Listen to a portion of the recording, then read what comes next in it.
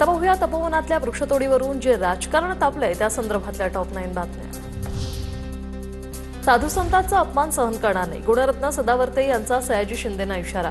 साधुग्रामसाठी तपोवनातील वृक्षतोडीला विरोध करताना साधू आले गेले तरी फरक पडणार, या सयाजी शिंदेंच्या वक्तव्यावर सदावर्तेंकडून नाराजी व्यक्त। काही लोक राजकीय कारणाने पर्यावरणवादी झालेत। वृक्षतोडीवरील विरोध करणारे अभिनेते सयाजी शिंदेंचं नाव न घेता मुख्यमंत्री फडणवीसांचा टोला। जास्तीत जास्त झाडं कशी वाचवता येऊ शकतात याचा विचार सुरू असल्याचंही केलं स्पष्ट। तपोवनातील वृक्षतोडी संदर्भात समोपचारानं तोडगा काढला पाहिजे, ट्विट करत अजित पवारांकडून सयाजी शिंदेंच्या भूमिकेचं समर्थन। तपोया तपोवनातल्या वृक्षतोडीवरून जे राजकारण तापलंय त्या संदर्भातल्या टॉप 9 बातम्या। साधू संतांचा अपमान सहन करणार नाही, गुणरत्न सदावर्ते यांचा सयाजी शिंदेंना इशारा। साधुग्रामसाठी तपोवनातील वृक्षतोडीला विरोध करताना साधू आले गेले तरी फरक पडणार, या सयाजी शिंदेंच्या वक्तव्यावर सदावर्तेंकडून नाराजी व्यक्त।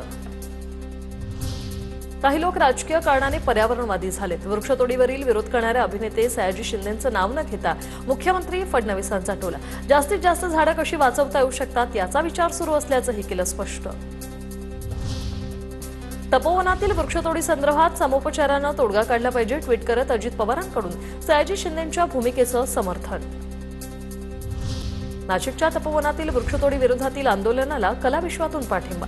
कलाकारांकडून प्रशासनाविरोधात तीव्र नाराजी व्यक्त। तपोवनातील वृक्ष पुनरोपणासाठी 1.5 कोटींच्या यंत्र खरेदीचा घाट। पालिका प्रशासनाकडून प्रस्ताव तयार केल्याची माहिती। वृक्षतोडीला विरोध होत असतानाच पालिकेकडून यंत्र खरेदीची तयारी। तपोवनातील वृक्षतोडीला पर्यावरण प्रेमींचा मात्र विरोध। नाशिकमध्ये तपोवन पाठोपाठ सोमेश्वर जवळ होणार जॉगिंग ट्रॅक आता वादात आलाय। शेकडो झाडांच्या मधून काँक्रीटचा रस्ता तयार करण्याचा हा घाट आहे। कुणाच्या मागणीवरून ट्रॅक तयार करत आहात, शिवसेनेचे माजी नगरसेवक विलास शिंगत यांचा सवाल। नाशिकचे खासदार राजाभाऊ वाजे यांच्याकडून तपोवन परिसरातील झाडांची पाहणी। नाशिककरांच्या भावनेचा आदर करून शासनाने हा निर्णय रद्द करावा, वाजेंची भूमिका। तपोवनातील झाडं तोडण्याच्या सरकारचा मानस मात्र भविष्याचा विचार करून पर्यायी जागांचा विचार करावा, अजित पवार गटाच्या सूरज चव्हाणांची प्रतिक्रिया। नाशिकमध्ये अनेक जागा उपलब्ध, चव्हाणांचं वक्तव्य। नाशिकच्या तपोवनातील वृक्षतोडीला हिंदू संघटनांचा देखील विरोध। ज्या झाडांवर महापालिकेने मार्किंग केलं होतं त्याच ठिकाणी लिहिलं जय श्रीराम आणि जय हनुमान। तपोवन येथील वृक्षतोडीच्या निर्णयाविरोधात हिंदू संघटना आक्रमक। आता पाहूया कशी सुरू आहे मनपाची रणधुमाळी, त्या संदर्भातल्या टॉप 9 बातम्या। राज्य जिल्हा परिषद निवडणुकीआधी महापालिका निवडणुका होण्याची शक्यता। राज्य निवडणूक आयोगाची उद्या मनपा आयुक्तांसोबत बैठक। 10 डिसेंबरपर्यंत राजकीय पक्षांकडून आलेल्या सूचना आणि हरकतींचा आयोग घेणार आढावा। 15 ते 20 डिसेंबर दरम्यान मनपा निवडणुका जाहीर होण्याची शक्यता। मतदार यादीतील तक्रारी देण्यासाठी अजून 14 दिवसांची मुदत वाढवून देण्याची मागणी।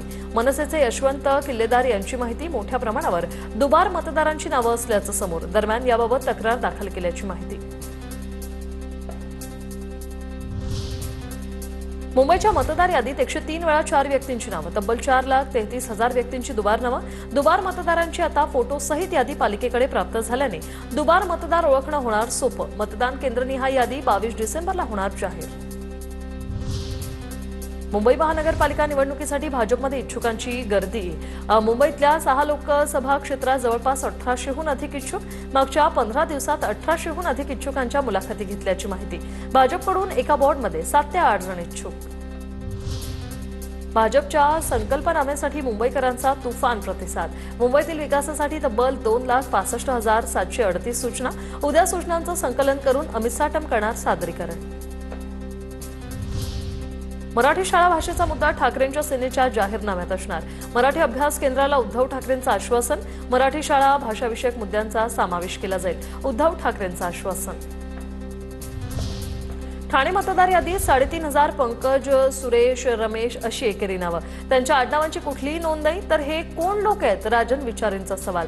33 प्रभागात 67,508 दुबार मतदार। मनपा आयुक्त सौरभ राव यांनी दिला पुरावा। ठाण्यात भाजपच्या शिंदेंच्या शिवसेनेला पुन्हा धक्का। उपतालुका प्रमुख विकास देसलेंसह कल्याण ग्रामीणमधील कार्यकर्त्यांचा भाजपात प्रवेश। भाजपचे माजी मंत्री जगन्नाथ पाटील, जिल्हाध्यक्ष नंदू परबांच्या उपस्थितीत प्रवेश।